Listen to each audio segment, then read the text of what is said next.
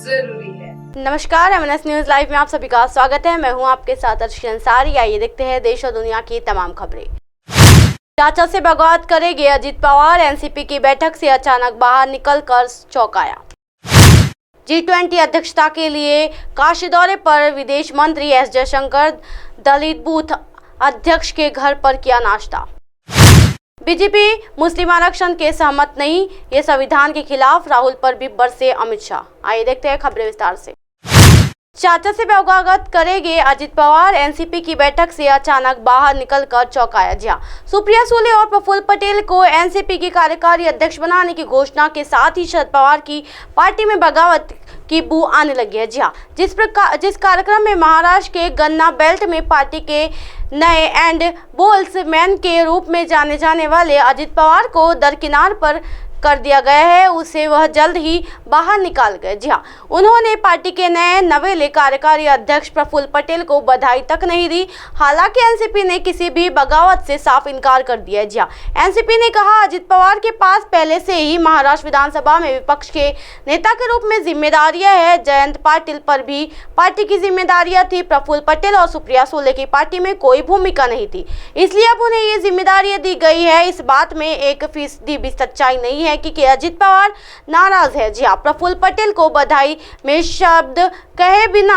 अजित पवार कार्यक्रम से बाहर निकल गए। जी हाँ, यही पूरी घटना भले ही दिल्ली में हुई है, लेकिन बवाल मुंबई में मचा हुआ है। आपको बता दें कि अजित पवार ने नवंबर 2019 में उस समय सनसनी पैदा कर दी थी, जब उन्होंने देवेंद्र फडणवीस के नेतृत्व में डिप्टी सीएम के रूप में शपथ लेने के लिए बीजेपी के साथ हाथ मिलाया था। जी हाँ, विद्रोह सप्ताह को हो गया, अब वह एनसीपी में वापस आ गए। हालांकि उनकी बेचैनी के बारे में अटकलें जारी रही है। एनसीपी के कई विधायक ऐसे भी हैं जो अजित पवार में आस्था रखते हैं। इन विधायकों ने अजित पवार के समर्थन में एनसीपी प्रमुख के समक्ष बंद कमरे में शक्ति प्रदर्शन भी किया। इसके बाद शरद पवार ने नाटकीय रूप से अपनी रिटायरमेंट की घोषणा कर दी थी। जी हाँ, कई लोगों ने इस कदम को एक पैंतरेबाजी के रूप में देखा। जी हाँ, एनसीपी के वरिष्ठ नेता छगन भुजबल ने कहा अजित पवार विधानसभा में विपक्ष के नेता के रूप में अपनी जिम्मेदारियों को निभाना जारी रखेंगे। 2024 के लोकसभा चुनाव के साथ साथ बाद के विधानसभा चुनाव में महत्वपूर्ण भूमिका निभाएंगे। सुबह बेचैन दिखने वाले अजित पवार ने भी सोशल मीडिया के जरिए ऑल इज वेल भी ऑल ओवर ऑन फैमिली का संदेश देने की कोशिश की है। जी हाँ, हालांकि शरद पवार ने सीएम संगमा और तारिक अनवर के साथ मिलकर उस समय एनसीपी की स्थापना की थी, जब उन्होंने सोनिया गांधी के खिलाफ उनके इलालवी मूल के अक्षर आधार पर विद्रोह कर दिया था। जी हाँ, उस समय अजित पवार ही थे जिन्होंने महाराष्ट्र की पार्टी की जिम्मेदारी संभाली थी। ऐसा कहा जाता है कि वो खुद अपने चाचा का स्वाभाविक और वैध उत्तराधिकारी मानते थे। अब जब उनके दावों को खारिज कर दिया गया है, सभी की निगाहें उनके अलग अगले कदम पर टिकी होगी। G20 अध्यक्षता के लिए काशी दौरे पर विदेशी मंत्री एस जयशंकर, दलित सूत्र अध्यक्ष के घर पर किया नाश्ता। जी हाँ, विदेश मंत्री डॉक्टर एस जयशंकर 11 से 13 जून तक होने वाली G20 बैठक की अध्यक्षता के लिए काशी के दौरे पर है। रविवार को जयशंकर ने दलित बूथ अध्यक्षता सुजाता के आवास पर नाश्ता किया। जी हाँ, विदेश मंत्री ने दलित बूथ अध्यक्ष के घर पर नाश्ता करने के बाद मीडिया से बातचीत करते हुए कहा, नाश्ता काफी स्वादिष्ट था। आज से हम वाराणसी में G20 कार्यक्रम कर रहे हैं। खास सुरक्षा, अनाज, उर्वरक और बाजारा में चर्चा होगी। जी हाँ, बूथ अध्यक्ष सुजाता कुमारी ने बताया, मेरा पूरा परिवार एक दिन पहले से ही विदेश मंत्री डॉक्टर एस जयशंकर के स्वागत की तैयारियों में लगा हुआ था। उनके जैसे हस्ती हमारे घर आए, मुझे काफी खुशी है। जी हाँ, 4 दिवसीय काशी के दौरे पर विदेश मंत्री 4 दिवसीय काशी यात्रा पर पहुंचे। विदेश मंत्री ने कहा, G20 की काशी में बैठक होना गौरव की बात है। इस बैठक में शामिल होने के लिए बाबा की निगरानी में आना मेरे लिए सौभाग्य की बात है। जी हाँ, विदेश मंत्री जयशंकर ने 12 जून की दीनदयाल हाई स्कूल संकुल बालापुर में दुनिया की अर्थव्यवस्था में अहम भूमिका निभाने वाले G20 देशों के मंत्री समूह की होने वाली बैठक की अध्यक्षता करेंगे। जी हाँ, बैठक की शुभारंभ प्रधानमंत्री नरेंद्र मोदी के वीडियो संदेश से होगा। 20 देशों के 200 प्रतिनिधि होंगे शामिल। जी हाँ, बैठक में आर्थिक मंदी, श्रम संकट, जलवायु परिवर्तन के प्रभाव समेत विभिन्न विषयों पर मंथन होगा। G20 की आर्थिक व सामाजिक विकास मंत्रियों की काशी में होने वाली 3 दिवसीय बैठक रविवार से शुरू हो रही है।